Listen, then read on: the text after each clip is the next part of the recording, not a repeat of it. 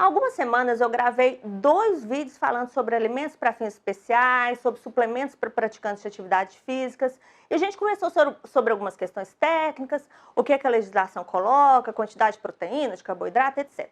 Mas e aí, em termos práticos, coisinhas do dia a dia, pequenos macetes, o que a gente tem que saber para prescrever suplementos de maneira acertada? Vem comigo!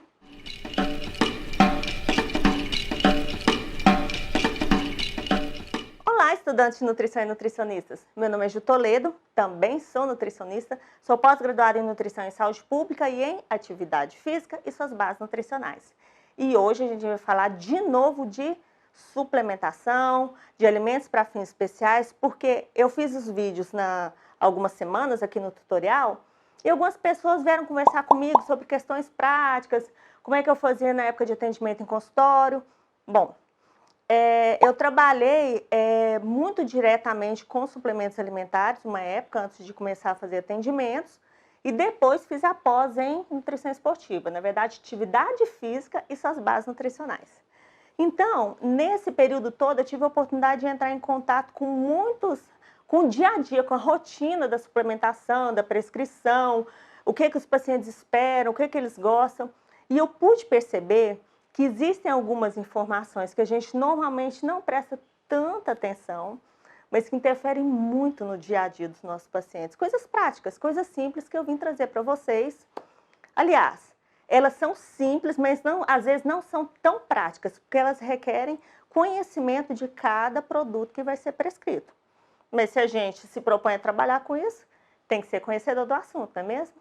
Então, eu trouxe aqui para vocês algumas questões que eu já observava e que eu já entregava de bandeja para os meus pacientes, que eu já entregava informações prontas para que a gente tivesse uma prescrição com maior adesão, para que eles ficassem mais satisfeitos e para que eles não desperdiçassem dinheiro na hora de escolher os seus produtos.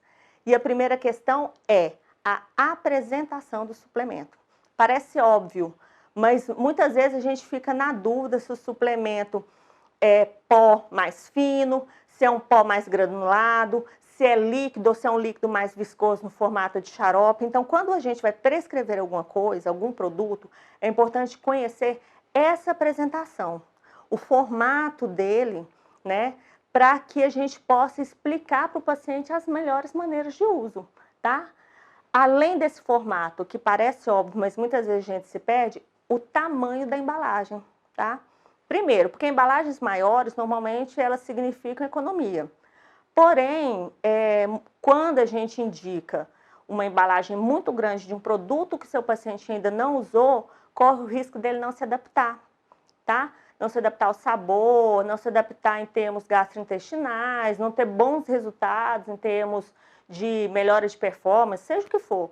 Então, muitas vezes não é uma boa ideia você já prescrever um produto que vem na embalagem muito grande de cara, mas tendo a possibilidade de indicar embalagens maiores, que significam economia para alguém que já faz uso daquele produto, é uma ideia legal. E aí uma terceira dica já colada nessa segunda é a questão do sabor, tá? Por quê? Por mais que a gente saiba que tem lá disponível no sabor morango, baunilha, chocolate, né, cappuccino, enfim, tem produtos e produtos, né? Tem aqueles que são mais gostosos, tem aquele que tem um pouco mais de textura, né, numa barrinha com mais textura. Então, essa questão do cheiro, do sabor, da textura, tudo isso, se você puder testar antes de prescrever, vai ser legal até para você ter o seu crivo pessoal em relação às marcas, mas poder passar esses detalhes para o paciente. Gosto, cada um tem o seu, mas se você conhecer um pouquinho mais do produto, fica legal de você ajudá-lo a fazer as melhores escolhas. E ele vai ficar mais confiante, falar assim, pô, ela conhece o produto, né? Ela sabe o que está me passando. Então, isso era outra questão que eu observava muito junto com a solubilidade dos produtos, tá? Quando era algo para bater no liquidificador, espuma muito? É difícil de diluir ou não? Ou eu preciso de um mixer mesmo? Ou só misturar é suficiente? Muda a textura essa fibra é uma fibra totalmente solúvel, ela dilui bem, ou ela solubiliza bem, ou ela prejudica a questão de textura do alimento que eu vou acrescentar, porque tem muita fibra insolúvel no produto.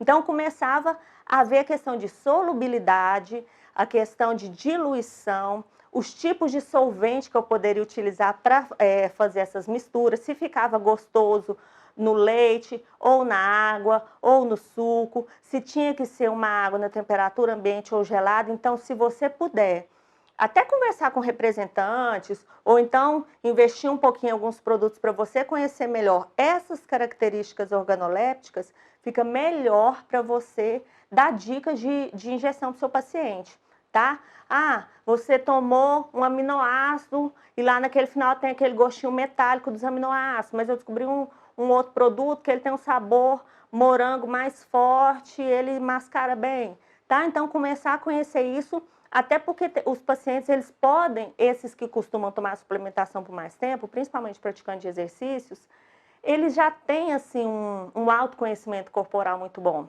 tá? Então, eles vão poder ajudar nessa escolha, falar, ó, esse sabor nunca dá certo para mim, eu sinto transtorno gástrico, tá? Então, é legal você dar uma experimentada para entender um pouco dessas nuances aí de marcas para marcas e de sabores diferentes, de diluição, solubilidade, porque isso vai interferir muito na adesão e muitas vezes até no preço dessa suplementação para o seu paciente.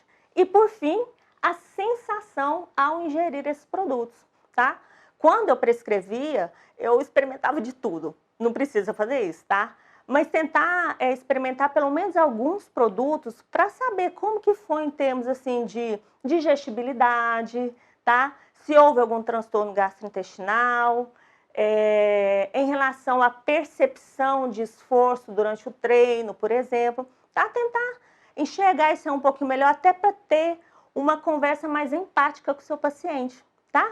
E tentar identificar em termos práticos, além só da teoria, o que seria mais adequado, mais ajustado e aumentar a adesão e o sucesso do acompanhamento nutricional do seu paciente, tá?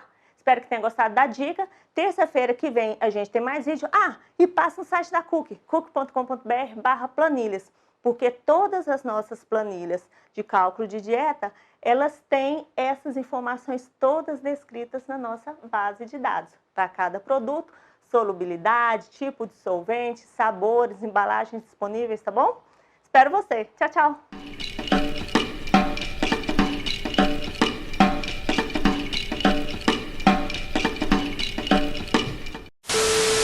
Ele consegue ter um feeling, uma conversa, um atendimento, um sucesso melhor. Por quê? Porque... Não, vou começar de novo essa parte, porque você misturou muito. Volta de novo naquele. E por fim,